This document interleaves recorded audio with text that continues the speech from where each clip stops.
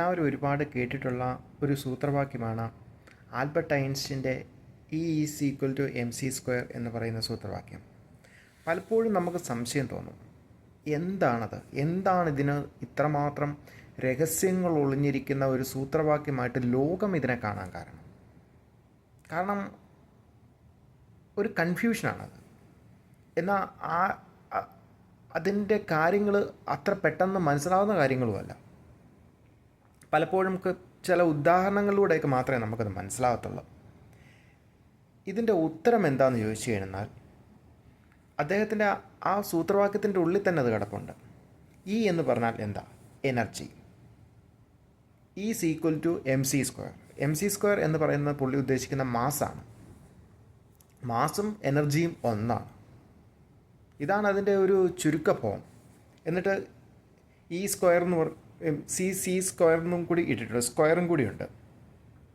Square എന്താണ് ഉദ്ദേശിക്കുന്നതെന്ന് പ്രകാശത്തിന് ശൂന്യതയിൽ സഞ്ചരിക്കാൻ പറ്റുന്ന ടൈമാണ്. ആ ടൈമിനെ പുള്ളി ഒരു എനർജി ആക്കിയാണ് എടുത്തേക്കുന്നത്.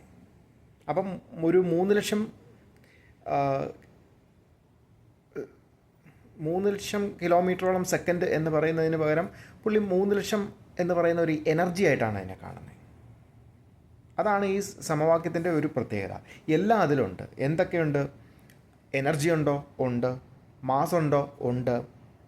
പുള്ളി പറയുന്ന അൺലിമിറ്റഡ് എനർജി എന്ന് പറയുന്ന സ്ക്വയർ ഉണ്ടോ? C² എന്ന് പറയുന്ന സംഭവം അതുമുണ്ട്. mc². മാസ് ഉണ്ട്, C² ഉണ്ട്. ഇതാണ് അതിൻ്റെ ഒരു ചെറിയ ഭാഗം, അല്ലെങ്കിൽ എല്ലാവർക്കും മനസ്സിലാകുന്നൊരു വേഷൻ എന്ന് പറയുന്നത്. ഇതിനെ നമ്മളൊന്നും കൂടി എടുത്ത് അനലൈസ് ചെയ്ത് കഴിഞ്ഞാൽ, സാധാരണക്കാർക്ക് മനസ്സിലാകുന്ന ഭാഷയിൽ ഇതിനെക്കുറിച്ച് ചോദിച്ചു കഴിഞ്ഞാൽ നമ്മൾ എന്താ പറഞ്ഞത്? നമ്മുടെ അന്തരീക്ഷത്തിൽ എനർജി ഉണ്ടോ? എല്ലാം എനർജിയാണ്. ഇനി നമ്മുടെ ശരീരം എനർജിയാണോ? അതെ, എനർജിയാണ്. കാരണം ഇത് കത്തിച്ച് കഴിഞ്ഞാൽ കത്തിക്കഴിഞ്ഞാൽ എന്തെങ്കിലും ഉണ്ടാവുമോ എന്ന് ചോദിച്ചാൽ ഒന്നും ഉണ്ടാകത്തില്ല, ചാരം മാത്രമേ ഉണ്ടാകത്തുള്ളൂ. അപ്പം ചാരമല്ലാതിരുന്ന മുഴുവൻ ഭാഗവും എന്തായിരുന്നു? എനർജി ആയിരുന്നു. എനർജി ആയതുകൊണ്ട് ഇതെല്ലാം കത്തിപ്പോയി. കണ്ടോ എല്ലാം. ഇനി നൂറ്റാണ്ടുകൾക്ക് മുമ്പ് ഭൂമിക്കടി കിടക്കുന്ന തടിയാണ് പെട്രോള്. ആ തടി അവിടെ കിടന്ന് ഫോസിലായി അതിൻ്റെ ജൈവ അവശിഷ്ടമായിട്ട് ചെറുതായി ഒരു എനർജിയായി മാറി. Liquid energy. അതൊരു വലിയ മരമായിരുന്നു. ആ മരത്തിൻ്റെ ഒരു എനർജിയുടെ ഫോമിനെ സ്വാംശീകരിച്ചെടുത്തപ്പം ഒരു ലിക്വിഡായത്. ആ ലിക്വിഡ് കത്തിച്ച് കഴിഞ്ഞാൽ അതിൽ ഒന്നുമില്ല, ചാരമായി, ഒന്നും ശൂന്യമായി മാറും. ഇതാണ് ഈ സൂത്രവാക്യത്തിൻ്റെ ഒരു ബേസ് എന്ന് പറയുന്നത്. എല്ലാ മാറ്ററും മാറ്റർ ആയിരിക്കുമ്പം തന്നെ അതൊരു എനർജിയാണ്. എന്നാൽ ഈ എനർജിക്കൊക്കെ എന്തൊരു പ്രത്യേകതയുണ്ട്? ഇതിനൊക്കെ കത്താൻ ശേഷിയുണ്ടെന്ന് പറയുമ്പോൾ തന്നെ പല രീതിയിൽ കത്താൻ ശേഷിയുണ്ട്. കാരണം അൺലിമിറ്റഡ് റേഞ്ചിലേക്ക് കത്താനുള്ളൊരു ശേഷിയുണ്ട്. പെട്രോളിന് തീപിടിച്ചാൽ നമുക്കറിയാം അവസ്ഥ. എന്നാൽ വെളിച്ചെണ്ണയ്ക്ക് തീപിടിച്ചാൽ അത്രയും പ്രശ്നം വരത്തില്ല, കത്തും. എങ്കിലും പെട്രോളോളം ശേഷിയില്ല. പെട്രോളൊന്നും കത്തിക്കാൻ പോലും പറ്റത്തില്ല, കാരണം ഒരു ബോംബായിട്ടായിരുന്നു അതിനെ കാണുന്നത്. ഏവിയേഷനോ അതിനേക്കാൾ മാരകമായ സംഭവം. കാരണം ഇതിൻ്റെയൊക്കെ റേഞ്ച് കണ്ടില്ലേ, ഓരോന്നും മാറി നിൽക്കുക. എന്തുകൊണ്ടാണ് ഈ റേഞ്ച് ഇങ്ങനെ മാറുന്നത്? കാരണം ഇതിനൊക്കെ ഒരു പരിധി കൂടുതൽ കത്തിപ്പോകാൻ പാടില്ല എന്ന് നിശ്ചയിക്കുന്ന ഒരു ശക്തി അന്തരീക്ഷത്തിലുണ്ട്. അന്തരീക്ഷം അതിനെ ഒന്നും ഒരു പരിധിയിൽ കൂടുതൽ കത്താൻ അനുവദിക്കത്തില്ല. അതാണ് അതിൻ്റെ കാരണം. അപ്പം പിന്നെ ഐൻസ്റ്റീന് ഒരു സംശയം തോന്നി, അങ്ങനെയാണെങ്കിൽ പ്രകൃതിയിൽ ഒരു സംഭവവും ഇത്ര ശക്തമായ രീതിയിൽ കത്താൻ പറ്റുന്നില്ലെങ്കിൽ എന്തുകൊണ്ടാണ് സൂര്യനും നക്ഷത്രങ്ങളും ഇതുപോലെ കത്തുന്നത്? സൺ ആൻഡ് സ്റ്റാർസ് അവരെന്തുകൊണ്ടാണ് ഇതുമാത്രം ശക്തമായിട്ട് കത്തുന്നത്? അവിടെ ഉണ്ടാകുന്ന എനർജി പ്രോസസ്സ് എന്താ? ഇതൊക്കെയാണ് അദ്ദേഹത്തിൻ്റെ ചിന്തകൾ പോയത്. അപ്പോൾ അദ്ദേഹം ചോദിച്ചു, പ്രകൃതിയുടെ ഈ പ്രോട്ടോക്കോളിനെ എല്ലാം അതിലംഘിച്ച് കത്താൻ ശേഷിയുള്ള ഒരു മാരക പ്രകരശേഷിയുള്ള ഒരു ഘടകം അന്തരീക്ഷത്തിൽ എവിടെയോ ഉണ്ട്. അതിൻ്റെ ഒരു ഫോമാണ് സൂര്യൻ. അല്ലാതെ ശൂന്യതയിൽ നിന്ന് അദ്ദേഹം ഒരു സംഭവം എടുക്കുകയല്ല ചെയ്തേ. അദ്ദേഹത്തിൻ്റെ മുമ്പിൽ കാണുന്ന, അല്ലെങ്കിൽ അദ്ദേഹത്തിന് മുമ്പുണ്ടായിരുന്ന മുഴുവൻ ആളുകളുടെയും കണ്ണിൽ കണ്ടുകൊണ്ടിരുന്ന സൂര്യനും നക്ഷത്രങ്ങളിലും നടക്കുന്ന പ്രോസസ്സിനെ കുറിച്ചാണ് അദ്ദേഹം പറഞ്ഞത്. അപ്പോൾ ആ പ്രോസസ്സിൻ്റെ പ്രത്യേകത എന്താ? അൺലിമിറ്റഡ് എനർജിയാണ്. അപ്പോൾ അൺലിമിറ്റഡ് എനർജി ഉണ്ടാകുന്ന ഒരു ഘടകം ഈ ഭൂമിയിൽ ഉണ്ട്, നമ്മുടെ മുമ്പിലുണ്ട്. പക്ഷേ അങ്ങനെ ഒരു പ്രോസസ്സ് എങ്ങനെ ഉണ്ടാകുന്നു എന്ന് തപ്പിപ്പിടിച്ചെടുക്കുക എന്ന് പറയുന്നത് സയൻറ്റിഫിക്കൽ ലോകത്തിൻ്റെ മാത്തമാറ്റിക്കൽ പെർഫെക്ഷൻ്റെ ഒരു ഭാഗമാക്കി അദ്ദേഹം മാറ്റി. അദ്ദേഹത്തിൻ്റെ ഈ സിദ്ധാന്തം മനസ്സിലായതോടുകൂടി ആളുകൾക്ക് മനസ്സിലായി പ്രകൃതിയുടെ എല്ലാ പ്രോട്ടോക്കോളിനെയും അതിലംഘിച്ച് കത്താൻ ശേഷിയുള്ള മാരക പ്രകര ശേഷിയുള്ള സംഭവങ്ങൾ ഉണ്ടാക്കിയെടുക്കാൻ പറ്റും. ആ കണ്ടുപിടുത്തമാണ് പിന്നീട് യുറേനിയം അല്ലെങ്കിൽ പ്ലൂട്ടോണിയം എന്ന് പറയുന്ന 2 രാസപദാർത്ഥങ്ങൾ നമ്മുടെ ലോകത്ത് കണ്ടുപിടിക്കുന്ന അന്വേഷണങ്ങളിലേക്ക് വഴിവെച്ചത്.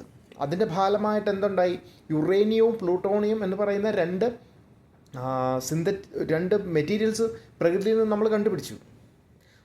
അതിൻ്റെ പ്രത്യേകത എന്താ? അതിൽ നിന്ന് ആറ്റം വിഘടിക്കുമ്പോൾ, സൂര്യനിൽ നടക്കുന്നത് ഹൈഡ്രജൻ ഫ്യൂഷൻ ആണെങ്കിൽ ഇത് ഫിക്ഷനാണ്.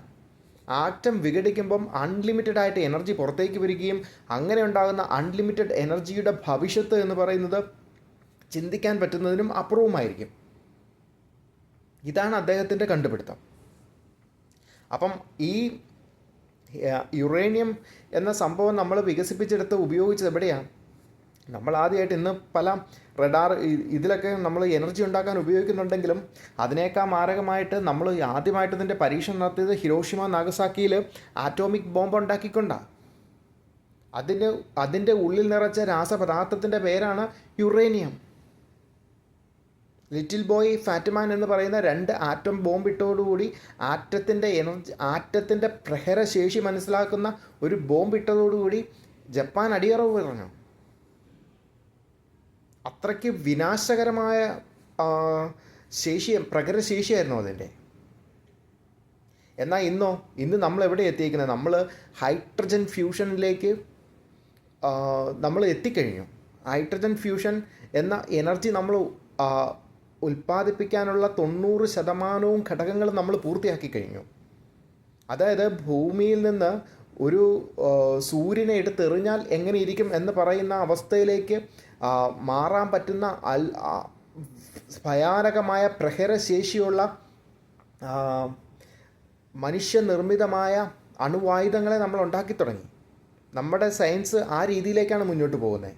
നമ്മൾ പൂർണ്ണമായിട്ട് എത്തിയിട്ടില്ലെങ്കിലും അതിൻ്റെ പകുതി അതിലേക്ക് ചുവട് വയ്ക്കുന്ന കണ്ടുപിടുത്ത മേഖലകളുടെ സമീപത്ത് വരെ നമ്മൾ എത്തിക്കഴിഞ്ഞു.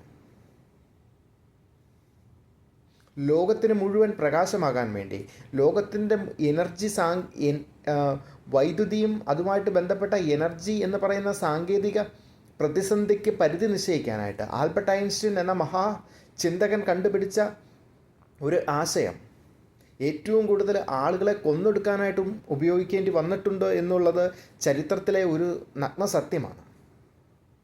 അതിനേക്കാൾ പ്രഹരശേഷിയുള്ള ഹൈഡ്രജൻ അണുവായുധത്തിലേക്ക് നമ്മൾ കടക്കുമ്പം, അല്ലെങ്കിൽ ഹൈഡ്രജൻ ഫ്യൂഷൻ ഇൻവെൻഷനിലേക്ക് നമ്മൾ കടക്കുമ്പം, എനർജിക്ക് ഉൽപ്പാദിപ്പിക്കുന്നതിന് വേണ്ടി മാറ്റിവെക്കേണ്ട എനർജി മാനവരാശിയെ ഇല്ലാതാക്കി തീർക്കുന്ന ഒരു പ്രക്രിയയുടെ ഭാഗമാക്കി മാറ്റാതിരിക്കാനും കൂടി നമ്മൾ ശ്രദ്ധിക്കണം. ഈ ഹൈഡ്രജൻ ഫ്യൂഷനിൽ എത്താൻ വേണ്ടിയിട്ടാണ് E=mc² എന്ന സൂത്രവാക്യം അദ്ദേഹം ഉണ്ടാക്കിയത്. അത് ചുമ്മാ ഉണ്ടാക്കിയതല്ല, അത് സൂര്യൻ എന്ന് പറയുന്ന എനർജിയുടെ കേന്ദ്രമായ ഈ സിദ്ധാന്തത്തിലേക്ക് നയിച്ചത്. എനർജിയുടെ സ്രോതസ്സായ സൂര്യൻ എന്ന മഹാശേഷിയെ കണ്ടുകൊണ്ടാണ് അദ്ദേഹത്തിൻ്റെ ഉള്ളിലുണ്ടായ സംശയത്തിൻ്റെ പൂർത്തീകരണമാണ് ഈ E=mc² എന്ന് പറയുന്ന ഈ സൂത്രവാക്യം. ചരിത്രം മാറ്റിക്കുറിച്ച, ലോകചരിത്രത്തിന് എനർജിയുടെ ഒരു അഭിഷേകം തന്നെ നടത്തിയ ഇദ്ദേഹത്തിൻ്റെ ഈ പ്രശസ്തമായ കണ്ടുപിടുത്തം എല്ലാവർക്കും ഉപകാരപ്പെടേണ്ടതും ഉപകാരപ്പെടുന്നതുമാണ്. പക്ഷേ ഒപ്പം അതിൻ്റെ ഉള്ളിൽ മറഞ്ഞിരിക്കുന്ന അപകടങ്ങളുടെ വഴികളെ നമ്മൾ ഒഴിവാക്കാനും കൂടി ശ്രമിക്കണം. ഇതാണ് E=mc². അതിശക്തമായ ശേഷിയോടെ കത്താനുള്ള ഇതും ഈ കണ്ടുപിടിച്ചതൊന്നുമല്ല, ഇതും കൂടാതെ വേറെ കാണും. നമ്മൾ ഫിൽട്ടർ ചെയ്തെടുത്തത് യുറേനിയം പ്ലൂട്ടോണിയം മാത്രമേ ഉള്ളൂ. പിന്നെ ഹൈഡ്രജൻ ഫ്യൂഷനിലേക്കുമാണ് നമ്മൾ പോകുന്നത്. വേറെ ഒരുപാട് കെമിക്കലുകൾ നമ്മൾ കണ്ടുപിടിച്ചാൽ ഉണ്ടാകും. ഇതാണ് ഈ സൂത്രവാക്യത്തിൻ്റെ പിറകിലെ രഹസ്യം.